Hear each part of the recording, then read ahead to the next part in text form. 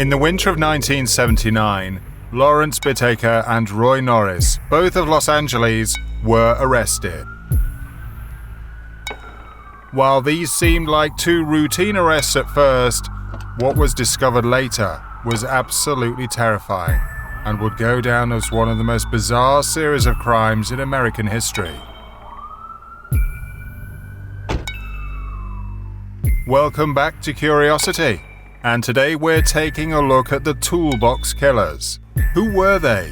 How did they come to use hardware tools? How were they caught?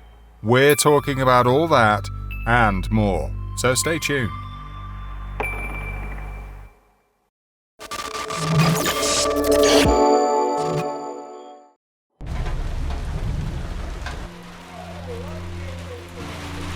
The Toolbox Killers met in Los Angeles. If you lived in LA in the 1970s, you didn't want to run into these guys. The first was Lawrence Bittaker. Lawrence was born on September the 27th, 1940 in Pittsburgh, Pennsylvania. The second was Roy Norris, born February the 5th, 1948 in Greeley, Colorado. The two met in 1978 while serving time in the California Men's Colony, or CMC. This is a male-only prison in Central California. The two men were incarcerated for violent crimes. Lawrence had stabbed a supermarket employee, nearly killing him. Roy had been sentenced for sexually assaulting a 27-year-old woman. The two criminals found that they had a lot in common. They bonded over their love of sexual violence, often sharing their deepest, darkest fantasies with each other. It was here these fantasies would manifest into something truly horrifying. Lawrence and Roy promised each other that once they were released, they would reunite and begin murdering one teenage girl of every age between 13 to 19. Bittaker was released in November 1978, while Norris got out 2 months later in January 79. Within just a month of his release, Roy had already committed another sexual assault. Unfortunately for the world, these two monsters kept their promise to each other and met up to put their plan into action. But in order for this devilish plan to work, Lawrence and Roy needed preparation.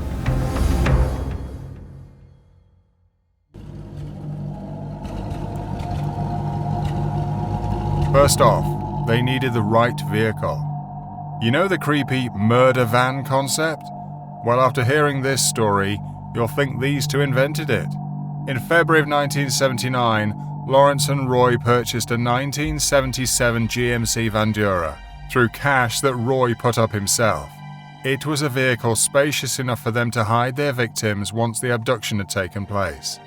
The sliding door at the side of the van made it much easier for them to pull people in without opening it all the way and revealing themselves.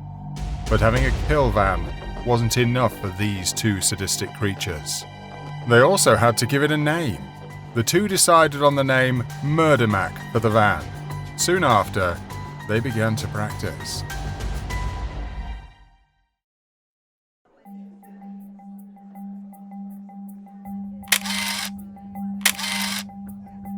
That's right, Lawrence and Roy did rehearsals before the actual killings.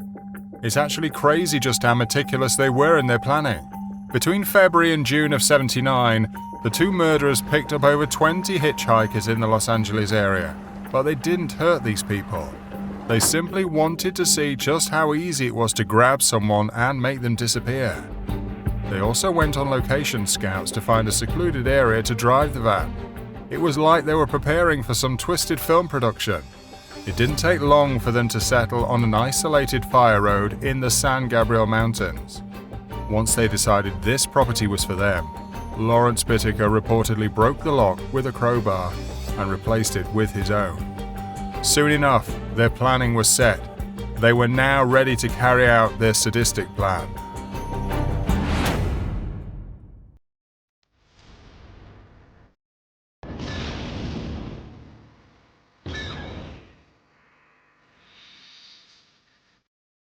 So where did the name Toolbox Killers come from? The two men collected tools for their brutal torture tactics. These included knives, pliers, rope, a set of tape, and an ice pick. They kept these objects in a toolbox while keeping a tape recorder and Polaroid camera on hand as well. It was here where the horror began. Between the months of June to October 1979, Lawrence Bittaker and Roy Norris abducted, assaulted, and murdered 5 teenage girls from the ages of 13 to 17. They would drive the victims to their remote location in the mountains, where they would use items from their toolbox to torture them. Over time, they began using wire from coat hangers to strangle each victim to death.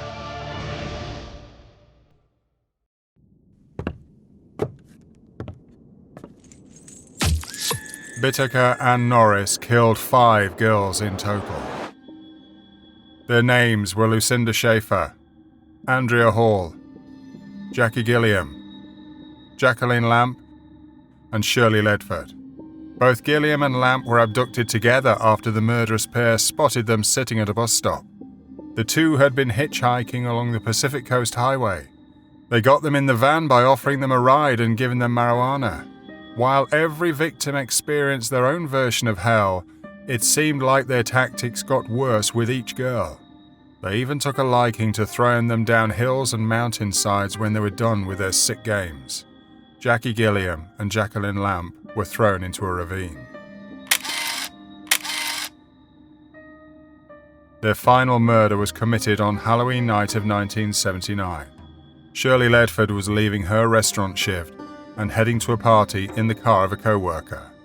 Deciding at the last minute to go home, Shirley left her friend at a local gas station and stood by the road ready to hitchhike. It's here where Lawrence Bittaker reportedly picked her up. Some speculate Lawrence may have been a customer at Shirley's restaurant, which would explain why she was comfortable climbing into the van so quickly. The second she was in, Shirley was bound and gagged.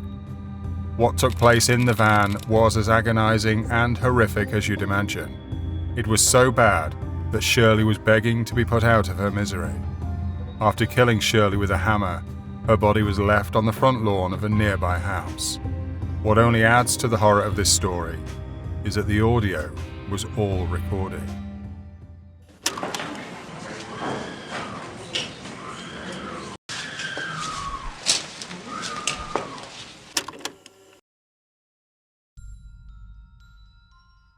So how were Lawrence and Roy caught?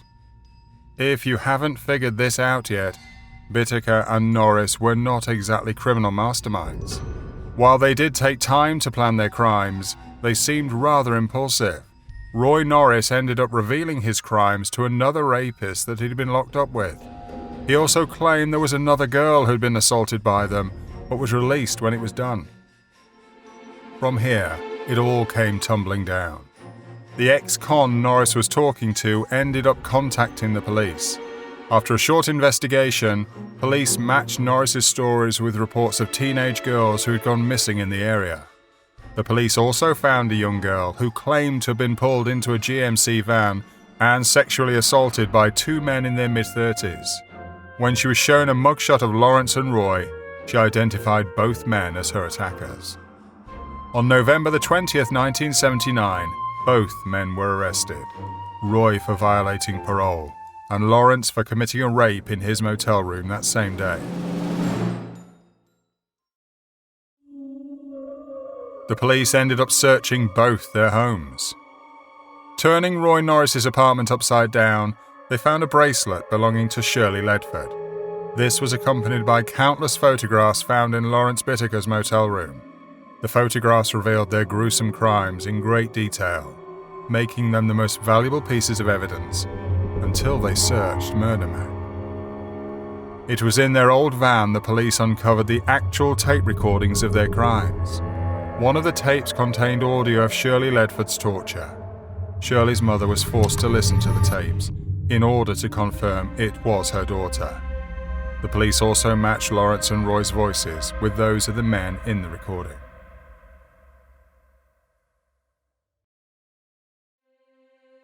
It was at this point Norris turned on Bittaker. All killers think they're tough until they're faced with the death penalty. Roy Norris initially denied that he had anything to do with the murders. When the police brought forward the evidence they had against him and Bittaker, he then realized it was over. Roy confessed to the 5 murders. He asked for a plea deal, agreeing to testify against his partner. Roy would also bring the police into the mountains they drove through. The skulls of Jackie Gilliam and Jacqueline Lamp were eventually found. Because he assisted the police, Roy got off rather easy. On May 7, 1980, he was sentenced to 45 years to life in prison. Lawrence was not so lucky. On January 19, 1981, his trial began. Roy testified against him as agreed to in his plea deal. Other witnesses also appeared, including one 17-year-old girl who claimed Lawrence played her a tape of him raping Jackie Gilliam. Shirley Ledford's audio was also played for the court, causing several people, including the jurors, to start crying. The courts allowed Bittaker to take the stand, where he naturally denied all charges made against him, but stated he paid the girls for sex and got permission to take the photographs. During the closing days of the trial, the prosecutor told the jury, if the death penalty is not appropriate in this case, then when will it ever be? In February of 1981, Lawrence Bittaker was found guilty on 5 counts of first-degree murder, along with a few other charges. While he was sentenced to death, he spent decades awaiting his execution. On December 13, 2019, he died of natural causes. He was 79. As for Roy Norris, he spent the remainder of his life at the Richard J. Donovan Correctional Facility. He would also die of natural causes on February 24, 2020, a little over 2 months after Lawrence's death. Roy was 72. History is full of terrifying and evil figures, but it's also full of good people. Care to learn more? Let's keep your curiosity going with a couple more videos, shall we? Here's what you need to know. Check out how Hitler's own nephew worked against him, or how about the mysterious disappearance of Amelia Earhart. Go ahead, click one, or better yet, watch both, and learn about some good people for a change. Which serial killer stories keep you up at night? Let us know in the comments below.